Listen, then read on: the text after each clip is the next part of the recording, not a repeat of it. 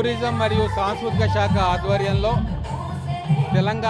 తెలంగాణ వ్యాప్తంగా ఘనంగా బతుకమ్మ దసరా ఉత్సవాలు జరుపుకోవాలని చెప్పి ప్రభుత్వం భావించింది.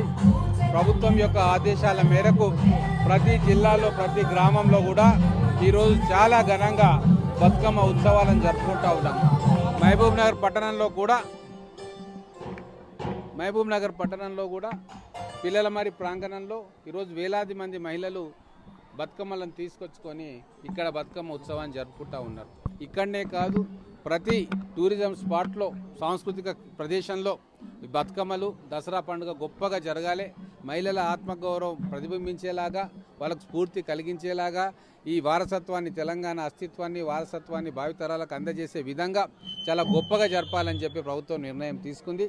ఆ నిర్ణయానికి అనుగుణంగా ఈరోజు చాలా పెద్ద ఎత్తున ఈ పిల్లలమరి ప్రాంగణంలో ఏర్పాట్లు చేసినాం. మున్సిపల్ కమిషనరు, మున్సిపల్ అధికారుల ఆధ్వర్యంలో చాలా బ్రహ్మాండమైన ఏర్పాట్లు ఇక్కడ జరిగినాయి. గౌరవ కలెక్టర్ గారు కూడా వచ్చి ఇక్కడ బతుకమ్మ ఉత్సవాల్లో పాల్పంచుకున్నారు. ఇక్కడ ఉన్న వందలాది మంది మహిళలు అనేక గ్రూపులుగా ఉండి బతుకమ్మ ఉత్సవాలను చేసుకుంటూ ఉన్నారు. చాలా పెద్ద ఎత్తున ఈ ఉత్సవాలు జరుగుతూ ఉన్నాయి. ఈ ఒక్కరోజే కాదు, దసరా వరకు కూడా అనేక రూపాల్లో అనేక ప్రాంతాల్లో మహబూబ్నగర్ పట్టణంలోనే ఈ బతుకమ్మ ఉత్సవాలు జరుపుకుంటాం. 25వ తారీఖు కూడా చాలా పెద్ద ఎత్తున బతుకమ్మ సంబరాలు జరుపుకోబోతూ ఉన్నాం.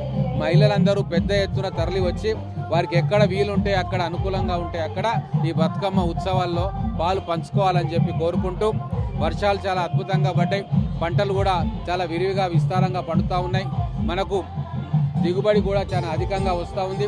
తెలంగాణ స్వర్ణయుగంలో మొదలైంది. ఖచ్చితంగా మహిళల కోసము, రైతుల కోసము, విద్యార్థుల కోసము మా ప్రభుత్వం అనేక రకాల కార్యక్రమాలు తీసుకుపోతూ ఉంది.